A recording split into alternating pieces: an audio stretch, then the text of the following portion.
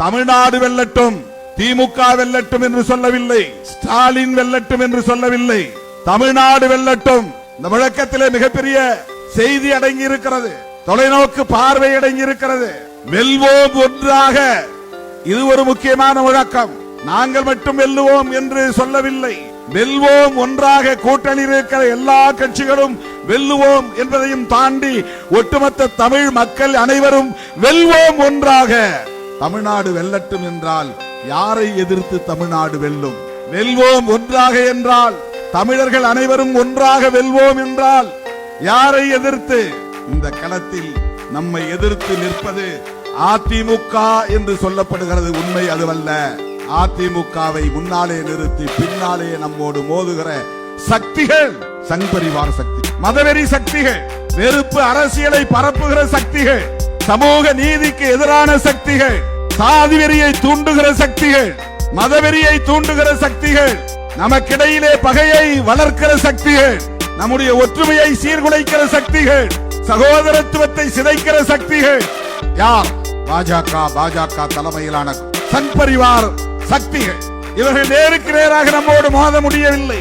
அவர்களுக்கு இங்கே சக்தி இல்லை. அவர்களை தோளிலே தூக்கி கொண்டு முன்னாலே வருவது அதிமுக என்கிற பேனர்.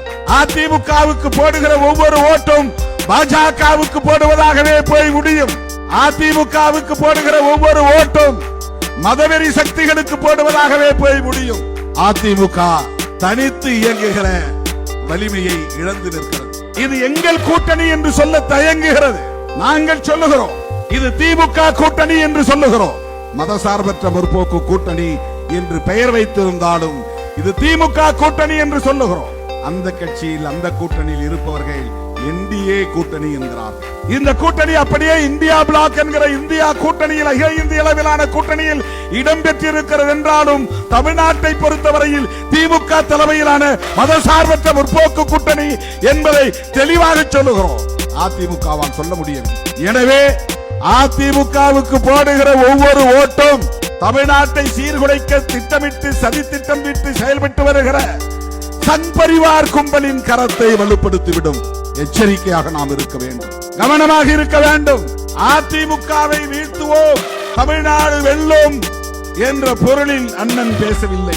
தமிழ்நாடு வெல்லட்டும் என்று சொல்வது சங்பரிவார் சக்திகளை எதிர்த்து தமிழ்நாடே திரண்டு நிற்கிறது என்று பொருள். திமுக மட்டுமில்லை, விடுதலை சிறுத்தைகள் மட்டுமில்லை, காங்கிரஸ் மட்டுமில்லை, இடதுசாரிகள் மட்டுமில்லை, தேமுதிக மட்டுமில்லை, இஸ்லாமிய கட்சிகள் மட்டுமில்லை, ஒட்டுமொத்த தமிழ்நாடே எதிர்த்து நிற்கிறது.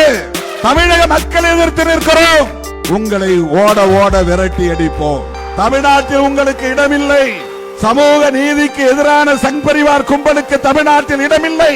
காலூன்ற விட மாட்டோம், வேரூன்ற விட மாட்டோம். இது உத்தரப்பிரதேசம் இல்லை, இது மத்திய பிரதேசம் இல்லை, இது வட இந்திய மாநிலங்கள் இல்லை, இது தமிழ்நாடு. பெரியார் மண், அண்ணா செழுமைப்படுத்திய மண், கலைஞர் கட்டி காப்பாற்றிய மண், இன்றைக்கு தளபதியால் வழிநடத்தப்படக்கூடிய சமூக நீதி மண். அதனால்தான் திருமாவளவன் உடும்பு பிடியாக தளபதியோடு கைகோர்த்து நிற்கிறான். எங்களுக்கு எவ்வளவு இடங்கள் என்பது பிரச்சனை இல்லை. இந்த மண்ணையும் மக்களையும் காப்பாற்ற வேண்டும். நாம் கட்டி காப்பாற்றிய சமூக நீதி அரசியலை பாதுகாத்தாக வேண்டும். வலதுசாரி கும்பலுக்கு இங்கே இடமில்லை என்று ஏப்ரல் 23ஆம் தேதி தீர்ப்பு எழுத வேண்டும். மே 4ஆம் தேதி தீர்ப்பு வெளிவர வேண்டும்.